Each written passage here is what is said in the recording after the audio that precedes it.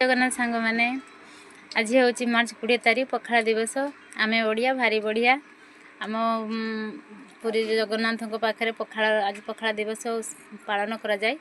आसतु देखा आम मैंने भी आज पखाड़ा दिवस पालन करुचु। देखो सांग मैंने आज आम पखाड़ा दिवस कौन कौन आइटम करी खाऊचु।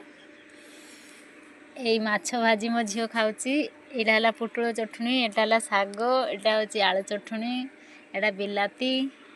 ये देखंतु मो झील खाऊची। आंबुल दला है आंबुल दला आंबुल रस टे खाईदे। ये मो स्वामी मो झील आ मु तो खाऊची कथा होची। हाँ सांग माने आम तो गाँव रे नाहु बाहर अच्छु आम होटेल खाऊ। एठी किसी सेमती सिस्टम नहीं रांधिकी खाइबा ये करने से जहाँ जमती आइटम करूँ खाइचु। आपण मानू जदि भल लगी थाई लाइक करेंगे, कमेंट करेंगे, सब्सक्राइब करेंगे, जमा भूलें। आ वीडियो केमती लगिला आपण निश्चित कमेंट कर जनइबे। रही बाय बाय।